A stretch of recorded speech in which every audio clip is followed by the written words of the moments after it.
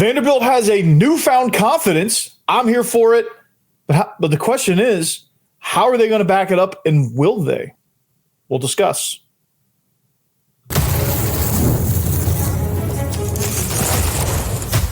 You are Locked On Vandy, your daily podcast on the Vanderbilt Commodores, part of the Locked On Podcast Network, your team every day. Hey, what's up, everybody? Welcome into the Locked On Vandy podcast on the Locked On Podcast Network. I'm your host, Corey Burton. Thanks for making Locked On Vandy your first listen each and every day, and shout out to you everydayers. Also, happy 4th of July. Hope you guys are out by the pool, barbecuing, drinking responsibly, of course, or whatever it is you like to partake in on this wonderful day. And I think the weather's supposed to be pretty good all day today. Be sure you do it safely, responsibly, and most importantly, just have fun. But if you need a podcast, you need to blast the Locked On Vandy podcast while you're out by the pool, I'm all for it. And thank you for that. And shout out to you everydayers. We're free and available wherever you get your podcast and on YouTube as a part of the Locked On Podcast Network, your team every day. And today's episode is brought to you by Gametime. Download the Gametime app, create an account, and use code LOCKEDONCollege for $20 off your first purchase. Well, this is the offseason of kind of uncharted territory, really, for Vanderbilt. And the reason I say uncharted territory is they're just not used to having this type of success and coming off a season with this type of success. They haven't done this since like 2012, 2013, the whole James Franklin run was a brief moment in that, and a couple of years here and there, going to bowl games, but nothing really sustained. And I don't know if anyone really felt like James Franklin was going to be around long-term enough, but he wasn't. He ended up going to Penn State, and now he's having pretty good success at Penn State, although he can't quite get over that elite hump. They're a great program. They're just not elite yet. He could have done that at Vanderbilt.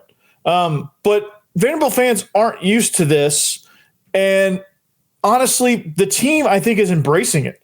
And you have guys like Diego Pavia, Eli Stowers, and those guys that are breeding this confidence within the group. And, Clark Lea's embracing it. And I'm here for it. And I think they should be confident, because I think like I've been saying, with this whole NIL era, I guess you could call it the rev share era. I don't know if there's going to be a new fancy name for that, but just them being able to reset expectations, I think has been a great thing for this program.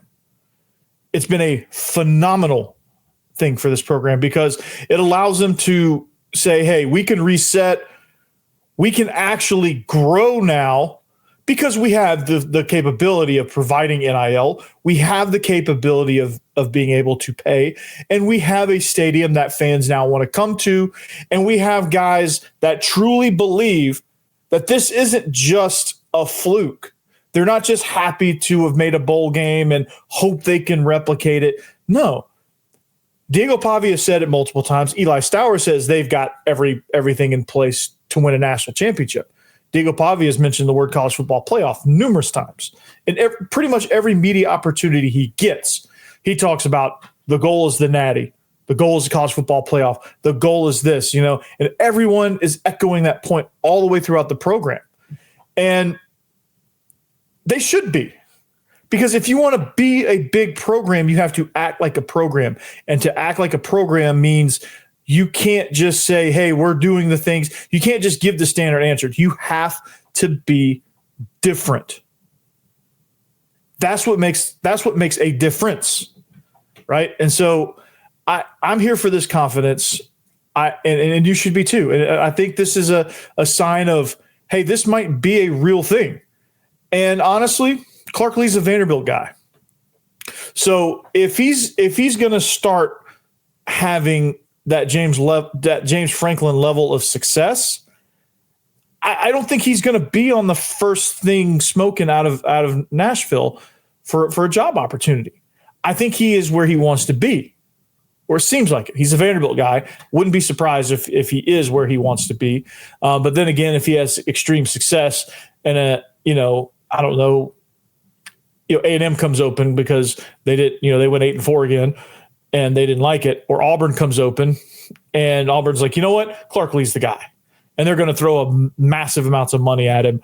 But in this NIL era, in this rev share era, I don't think you're going to see these coaches take these massive salaries either, because that money needs to be spent on player acquisition. And that's okay. But going back to my original point, Clark Lea had multiple opportunities. Vanderbilt admin had multiple opportunities to tell these guys to walk those statements back, stand down, pump the brakes. We went, all the a lot of the college football fans are like, whoa, Vanderbilt, pump the brakes. You went 7-6 last year. But then again, records have context. If you knew what it took to go 7-6, and I'm going to talk about how Vanderbilt's going to back up this confidence, and how confidence can be a razor thin, and a fleeting thing as well, and how to prevent that. But they've had multiple chances to walk back their comments, to stand down, to just be like, toe the company line and say, hey, we're just excited for the season. We're gonna compete. We're gonna and just say all the standard things that you would expect any program to say no matter what. They didn't do that. Clark Lea, in fact, Clark Lea even went as far as to, after Eli Stowers said, we have the pieces we need to compete for a national championship. That's the goal. Anything less would be undershooting ourselves. And Diego Pavia has said all of what he said, especially on Bussing with the Boys. He made quite the buzz there. But Clark Lea, then they asked him about it, and he said, I encourage it. That's the reason you play. You want to aim at the highest targets. He encourages it. They were 2-10 2 seasons ago, 7-6 this year. He encourages it. Why? Because he knows there's something real.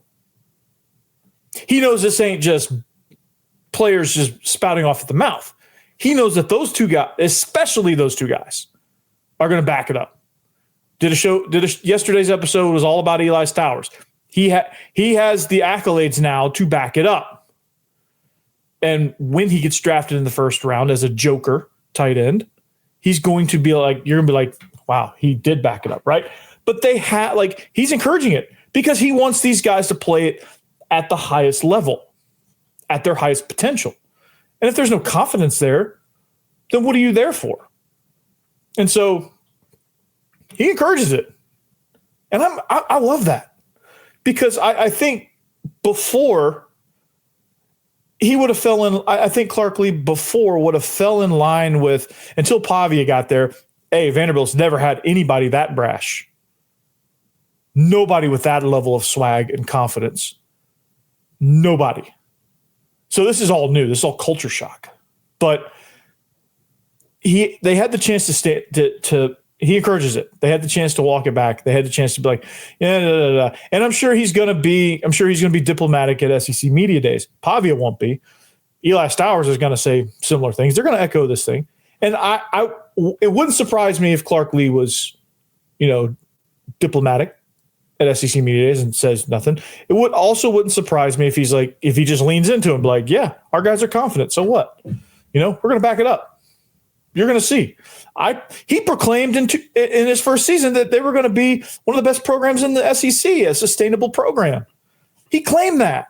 He claimed that Vanderbilt was going to be the place to be. That was his goal. He's getting there. And these guys are going to help him back it up. And this type of confidence, when you go into a program that have been routinely for the last decade a doormat, people are saying they don't deserve to have this kind of confidence. Well, I think they do, okay? Because they accomplished a lot of things last season, and I think they earned the right to display this confidence. I think they went out and built the roster, bolstered it even better. I think especially on the offensive defensive lines, Clark Lea figured out quickly that last stretch of the season where they ran out of gas. He's like, yeah, this was a line of scrimmage deal. We need to build the lines of scrimmage. And he did. And so that's the reason why they're confident. They know they have the roster. and they know what they need to do. He's embracing it, and I love it because, like, to muzzle Diego Pavia, I think would be to muzzle your team, and I don't think your team would be fully bought in, and he should embrace that because deep down he has the same thoughts. Diego Pavia is saying it out loud, and I think the rest of the team's going to feed off of it. They fed off of it last year. And you saw, and this version of Diego Pavia is far less tame than the version that started last season, which is crazy. But here we are, and I think we're about to enter a new era. It seems like we're about to enter a new era of Vanderbilt football where you have a stable head coach, you have a team that can compete in NIL, rev share, and all that. I think you're going to be able to build your roster. They're doing well in high school recruiting. They have a great coaching staff that can develop these kids, and they're going to have they're never. Well, I don't say never such an absolute, but I just don't think they're going to be able to land those big fish. So they got to create big fish. They get them in, develop them, and then send them out, which I think they can do. They're more than capable of doing. So I love that he's embracing this. And shout out to Joey Dwyer, day one on SI, goes out and get this exclusive. He pulls these quotes out of Clark Lea. I'm reacting to that. And this is outstanding that he's just embracing all of this. That's the confidence they need. That's the leader that they need to embrace all of that. So how are they going to back it up, though? Like, you have all this confidence. It's all talk, but you got to put something behind it now. What is it? How do you do that? Well, we're going to talk about that next. Hey, but first, it's all about game time. Listen, we've all been there. Logging on early, waiting forever for concert tickets to go on sale, only to lose your spot for a show that you've been dying to see. Like, what if you wanted to go see Oasis in London? Well, live music should be about making memories. I don't know if Game Time works over in England. That would be cool if it did. But when you're not dealing with the stress of ticket shopping, that's where Game Time comes in. Because if you want to see that show domestically, Game Time is the place to go. It makes getting concert tickets faster and easier than ever. Prices actually drop as it gets closer to showtime. And you can save up to 60% with killer last-minute deals. I don't know if there's going to be any last-minute deals on Oasis shows in the United States, but whatever concert you want to go to, like let's say you want to go to Luke Combs, get on Game Time. Are you tired of endless scrolling, trying to find the best deal? Well, Game Time's zone deals pick the best seats in your section for you. You ever wonder what your view will be like before you buy? The app shows you panoramic seat view. There's no surprises. And with Game Time, the price you see is the price you pay. There's no hidden fees. So are you worried about what happens if plans change? Well, the Game Time guarantee has your back with cancellation protection and more. Let's say you're going to see Morgan Wallen and he comes down with laryngitis and he cancels his show. They got you covered, man. It's all good. So take the guesswork out of buying concert and show tickets with Game Time. Download the Game Time app and create an account and use code LOCKEDONCollege for $20 off your first purchase. Terms apply. Again, create an account and redeem code LOCKEDONCOLLEGE for $20 off. Download the Game Time app today. Last minute tickets, lowest price, guaranteed.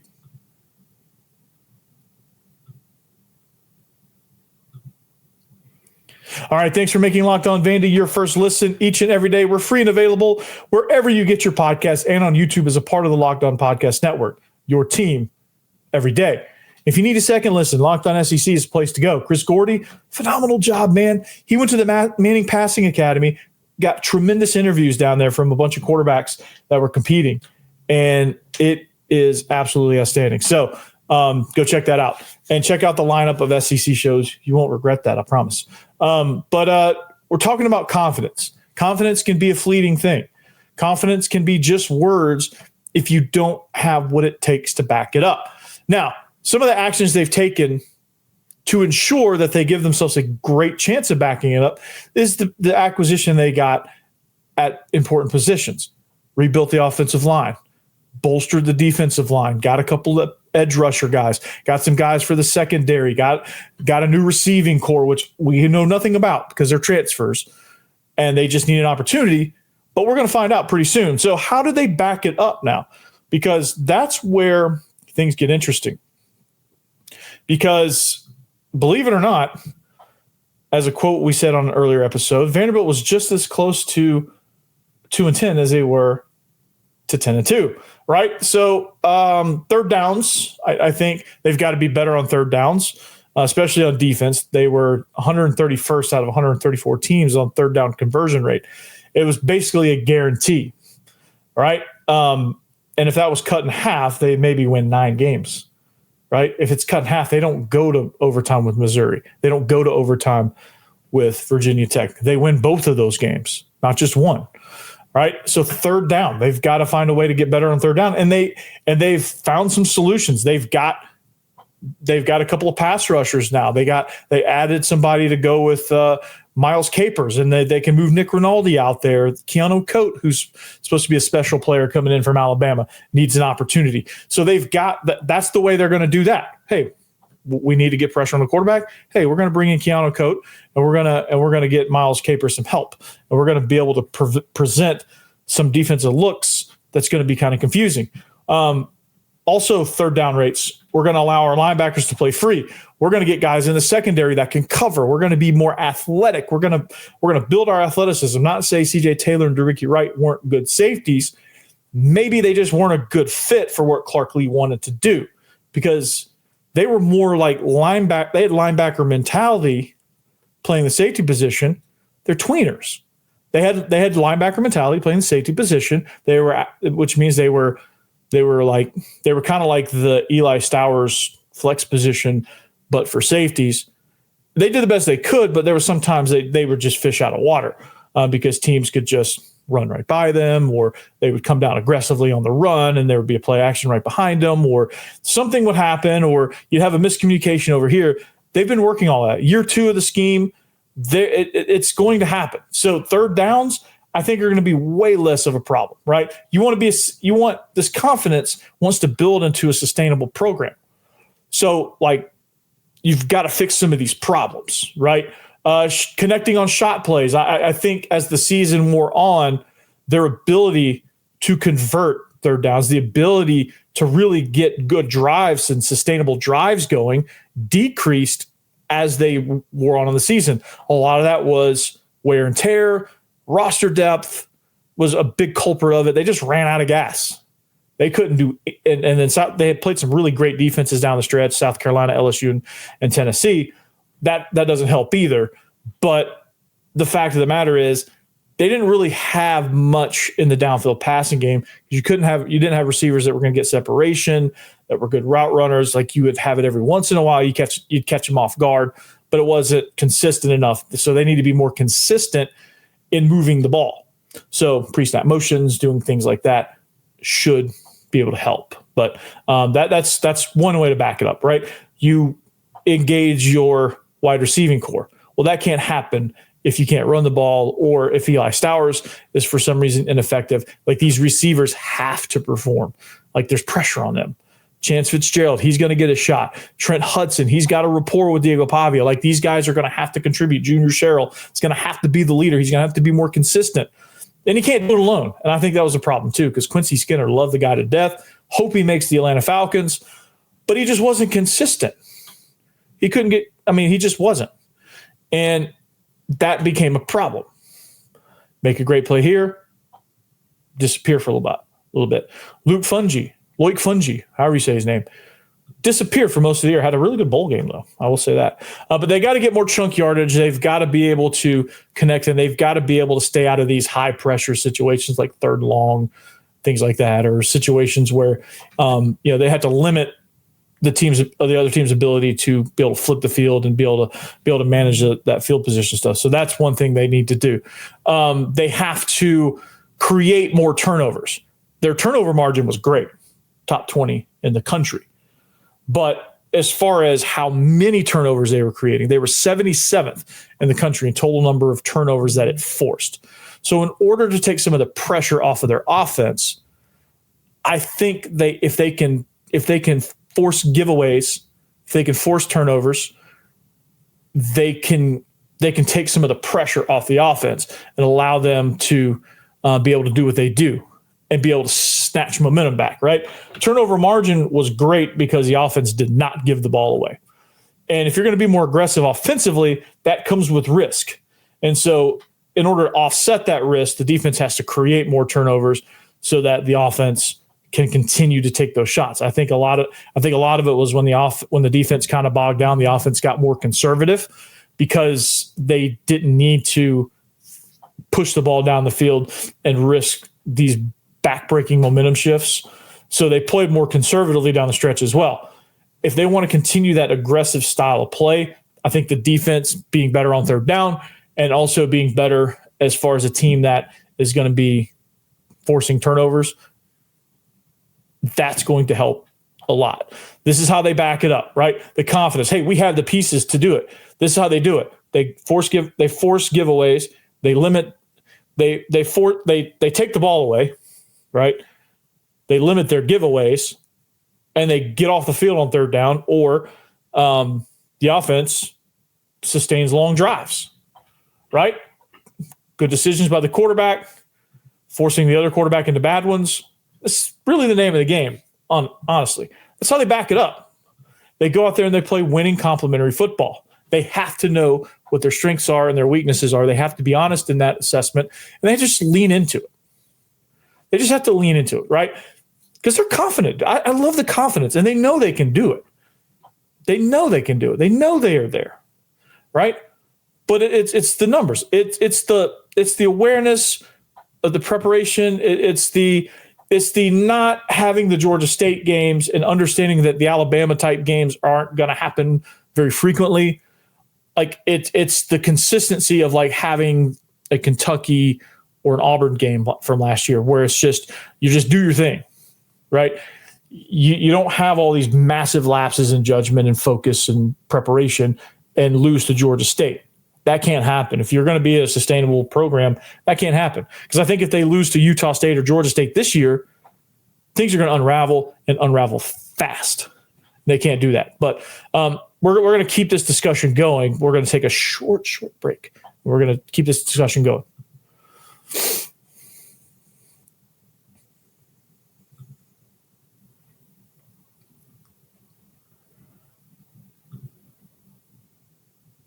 All right, welcome back. We are wrapping up the show. Man, this is like I said, hope this is going pretty fast.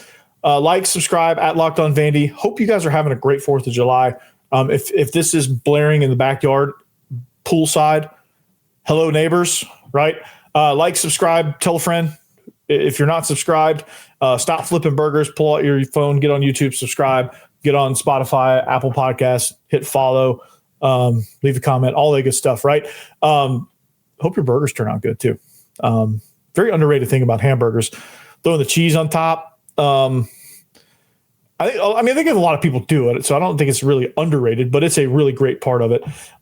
Getting the hot dog, putting the slit in the hot dog, and then like garnishing it with like cheese or like cool special. I think people are getting more creative with hot dogs, by the way, which is cool. And I saw a trick on social media where you put like to cook a bunch of hot dogs, you put skewers through them. On both ends, then you're able to flip them back and forth.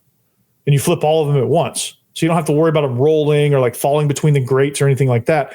Brilliant idea, by the way. So if you have anything else in your barbecue, enjoy.